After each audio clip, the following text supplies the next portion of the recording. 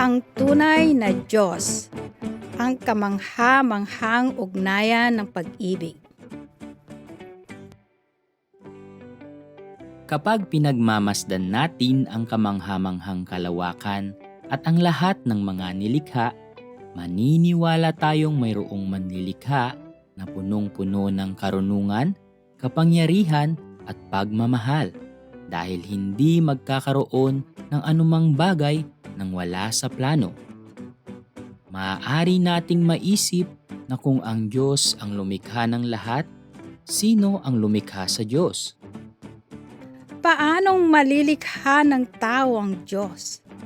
Ang lahat ng gawa ng tao ay inukit lang na imahe. Sila'y hindi makakagalaw o maaaring magalit. Ang tunay na Diyos na pinakilala sa Biblia ay makatwiran. Ang tunay na Diyos ay hindi gawa ng tao. Hindi siya umaasa sa mga tao para alagaan o iukit sila. Siya ay umiiral sa kanyang sarili. Bago pa man malikha ang anuman, siya ay mayroon na. Siya ay walang pasimula at walang wakas. Siya ay walang hanggan. Siya ang tunay na Diyos at ang pinagmula ng lahat. Walang Diyos ng araw para kontrolin ang araw, o Diyos ng kulog para kontrolin ang kulog, o hari ng dagat para kontrolin ang mga bagyo. Ang Diyos ang namamahala sa lahat. Ang tunay na Diyos ay walang kahinaan tulad ng tao.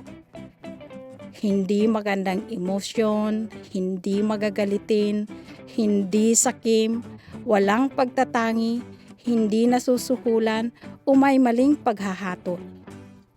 Ang Diyos ay puno ng pag-ibig at katarungan. Siya ang pinagmula ng lahat ng mabubuti at magagandang bagay, karunungan at kapangyarihan. Siya ay iba sa iniisip ng tao.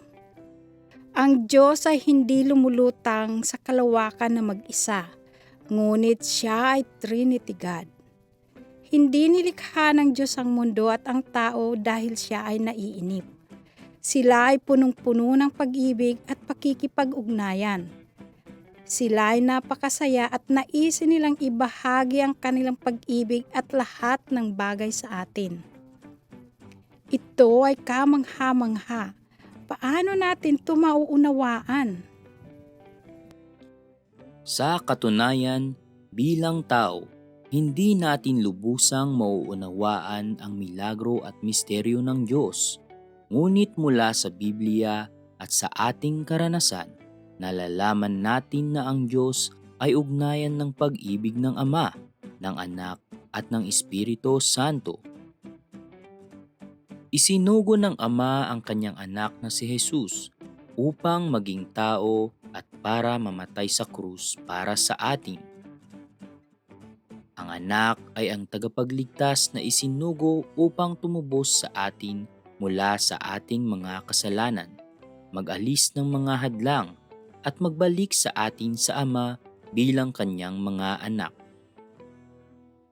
Yamang ang Panginoon ay ang nag-iisang anak ng Diyos, siya ay ating nakatatandang kapatid. Tayo at ang Panginoon ay mga anak ng Diyos. Ang Espiritu Santo ay isinugo para mamuhay sa ating puso bilang ating mga aliw. Siya ay namumuhay sa puso ng mga mananampalataya at hindi kailanman aalis. Ang Ama, ang Anak at ang Espiritu Santo ay iisa. Kaya nang dumating ang Espiritu Santo, ang Ama at ang Anak ay dumating rin para mamuhay sa atin.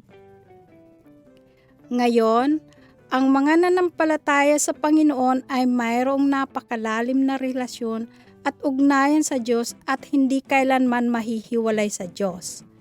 Siya ang mag-iingat sa atin magpakailanman. Maaari tayong manalangin sa Amang nasa langit para magpasalamat sa kanyang pag-iingat at paggabay.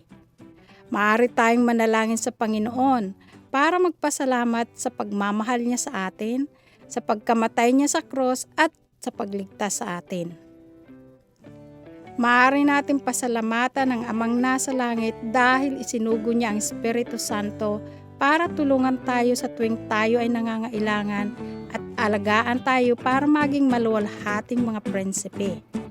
Maaari din nating pasalamatan ng Diyos para sa pag-ibig niya sa atin na iniisip ang Ama, ang Anak at Espiritu Santo ng sabay. Dahil sa pag-ibig ng Diyos, tayo ay naging pinakamapalad sa kalawakan.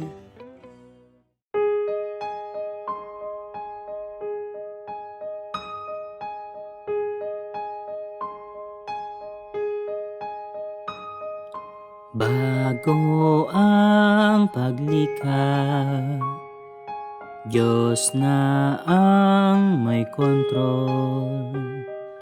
Bago pa ang kalawakan, Diyos na'y kumikilos.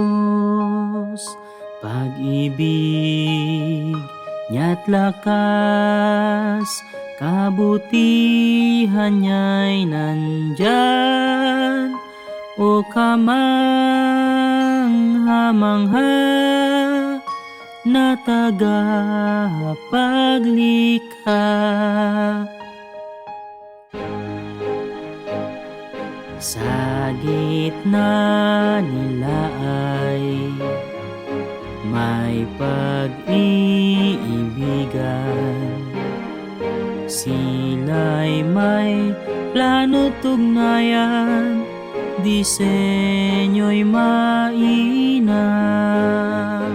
Nilikha ang lahat, nabuo pamilya ng Diyos. Ito ay magandang plano ng pag-ibig.